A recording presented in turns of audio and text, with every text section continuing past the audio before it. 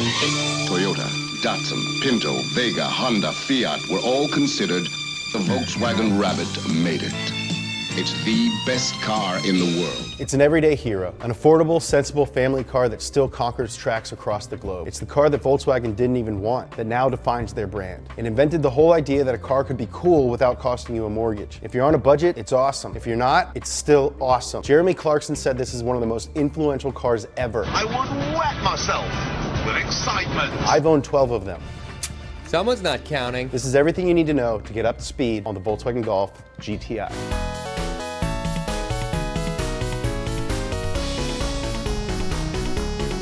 Come on, family hatchback, a legend. Really, James? Really? Well, yes, smartass. See, back in the 70s, you could buy either an affordable car, or if you were rich, you could buy a high-end sports car, like a Ferrari or a Lamborghini, all that good stuff. But for the working man, a Ferrari wasn't really an option. A car within reach looked something like this.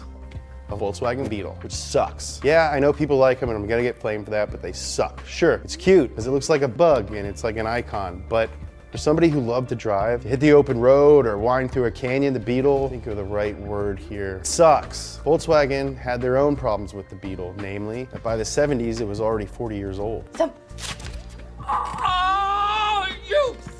World War II hadn't even started when the first Beetle rolled off the assembly line. And here they were, still selling them. They needed a new car to replace it, something affordable, yet sexy, like me. So in 1974, they finally released the Golf. It looked good, had a nice little efficient engine, surprisingly roomy. It was a good car. People liked it. It sold pretty well. Volkswagen was happy, and yet the Beetle refused to die.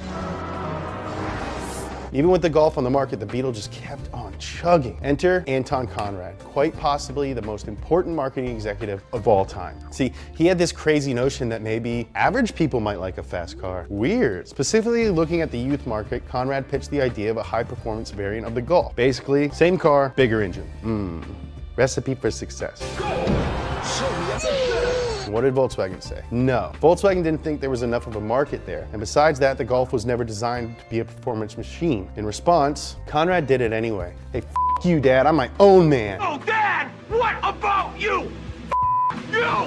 Working with a 6-man team, he shoved a 1.6-liter inline-4 that developed 110 horsepower into the Golf. Okay, I'll admit, 110 horsepower doesn't sound like a lot, but this is 1975 we're talking about. People were using rotary phones, and this car is tiny. Have you ever seen a Mark I Golf? The result was a sensation. Volkswagen only planned to make 5,000 GTIs, but by the end of the original run, they made 420,000. 420, dude. Golf GTI handled well. It drove fast and still had as much space and sensibility as the base model. Cool didn't have to live on a poster anymore. Anyone could drive it. And oh yeah, it killed the bug. In 1979, the Beetle finally ceased being sold in the United States. Although we should mention this awesome 70s GTI we're talking about never sold in the US. America got a variation called the Rabbit GTI, which didn't have the European engine, which means that instead of 40 more horsepower than the base model, it got one more. One horse. Sorry, America. Sorry. But the little hatchback that could wasn't content just to be a great car. It went on to change the entire industry and the world. For one thing, to help produce the Golf, Volkswagen bought an old Chrysler plant in Pennsylvania. Now, this was the very first time a foreign auto manufacturer opened up operations in the US, which paved the way for many others in years to come. Helped the US economy, boom. More broadly, the GTI is the car that brought cars out of the 1970s funk.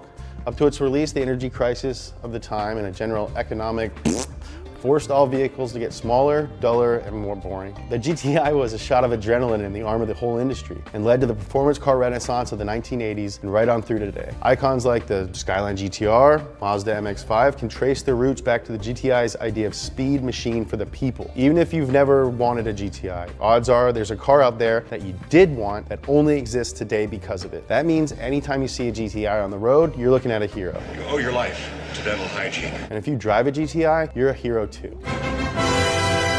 And it's won pretty much every award from pretty much every car magazine on the planet. Oh, and one other thing. Over the years, it sold 2 million units. 1 million. 2 freaking million, idiot. That's how a people's car becomes a legend. It's like the rock of cars. You like a Focus ST? Thank the GTI. And the Mark I was just the beginning. The Mark II saw the introduction of a twin-cam, 16-valve engine and got Recaros. The Mark III got the VR6, a 2.8-liter narrow-angle V6 with 172 horsepower and one of the sweetest exhaust notes in the history of cars. Mark IV got the 20-valve 1.8T. Never lose, Mark V was ugly and got independent rear suspension, the 2-liter TSI, and plaid seats. The Mark VI is a good-looking Mark V. Okay. And it's still available today. You can buy a new one. Current generation is called the Mark VII because it's the 7th one, duh. And there's a GTI. It has a 2-liter turbocharged engine with direct injection and 230 horsepower. Then there's an even more rowdy one called the Golf R, which is all-wheel drive, has 292 horsepower. That's almost 300 horsepower. Golf itself has a lot of offshoots too, like the Jetta and the Cabrio, which isn't available anymore. And there's a lot of competitors to the Golf. The whole hot hatchback category, which it invented, is now loaded with choices. And some of them are pretty good, but even today, the original is the gold standard by which all others are compared. And none of them have the legacy of the car whose original purpose was to just be a little bit better than a Beetle. This is everything you need to know to get up to speed on the Volkswagen Golf GTI. What cars do you want to see us cover? What did I miss? What did I do wrong? How can we do better? What do you like about it? You like my hat? Let me know. Please subscribe, comment down below. Why doesn't my dad love me?